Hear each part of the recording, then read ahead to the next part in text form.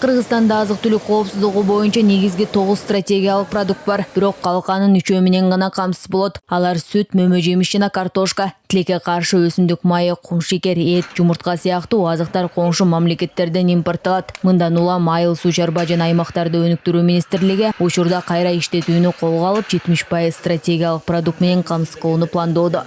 Өсүмдүк майы эң опурталдуу, эң көңүлдү бурганды көбүрөөк талап кылган бул өсүмдүк майы. 20-жылдын жыйынтыгы менен биз өзүбүздү 17%-га гана камсыз кылдык өсүмдүк майы менен. Мына ушул багытта азыр жанакыл май сыгып ала турган өсүмдүктөрдүн түрлөрүн алып келип сепкенге аракет кылып атабыз. Бул эми 1-2 жылда бүтө турган маселе эмес, бирок биз бул багытта абдан чоң иш алып барып атабыз.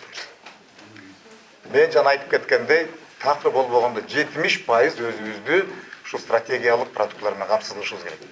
Министр Аскарбек Жаныбеков 1990-жылдардын башында Кыргызстан өзүн азык-түлүк менен толук камсыздаганын, кээ бир продукцияларды экспорттоп да келгенин билдирди. Бирок кийинчерээк бардык тармак кризиске учурап, миграция күч алып, айыл чарбага көңүл бурулбай калган. Эми министрлик элди ата мекендик продукция менен камсыз кылып, этти кайра иштетүү тармагына да көңүл бурат. Мындай сунушту Кыргыз эт ассоциациясынын президенти Бакыт Мамытканов колдойт. Ал мал чарбачылыгын өнүктүрүү үчүн малды сандан сапатка өткөрүү зарылдыгын белгилейт. Биз азыр ошол министрдин дагы сунушун колдоп атабыз. Аябай туура деп эсептейм. Жакынкы аралыкта бул өзүнүн үзүрүн бере баштайт. Себеп дегенде буга чейин багы так маалыматыбыз жок болуп калып аткан кээ бир учурларда малды Кыргызстанга киргизгенде ар кандай коррупция жолдору менен ошо таможнядан эле мындай эптеп жумушун бүтүрүп алып малды киргизип атышкан. Эми официально кирип баштайт, НДС жок деген үмүтүбүз бар. Бул биздин эттин өндүрүшүнө дагы этти башка жактан жаңы порода алып келгенине дагы чоң салым кошо ала турган эле кадамдар.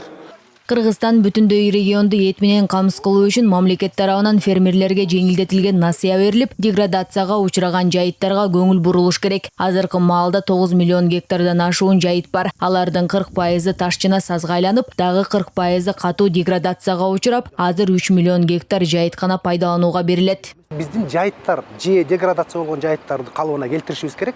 Биринчи кадам. Экинчи кадам ошол малдын санынан сапатын өтүшүбүз керек. Продукцияны берген 5 койдун ордуна 1 койлор бар азыр. Бир эле кой бере турган продукция бар. Мына жакында эле өзүңүздөр көп болдуңуздар, биздин Айыл чарба министрлигиндеги Арашан породасы, эт багытында Арашан породасы регистрациядан өттү. Эми анын көрсөткүчтөрү 5 койду жөн эле алмаштырып коет да. 5 кой тебелеген жайыттан көрөк 1 кой тебелеп ошол жерден азыктанса, экологияга дагы туура келет. Биздин азык-түлүк коопсуздугун камсыз кылууга да шарт түзүлөт.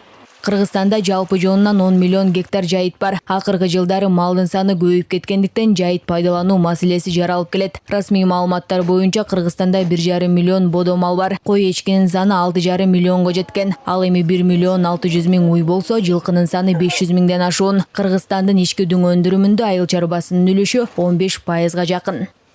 Айтолкун Анапияева, Самат Төлөтакунов, 5 канал.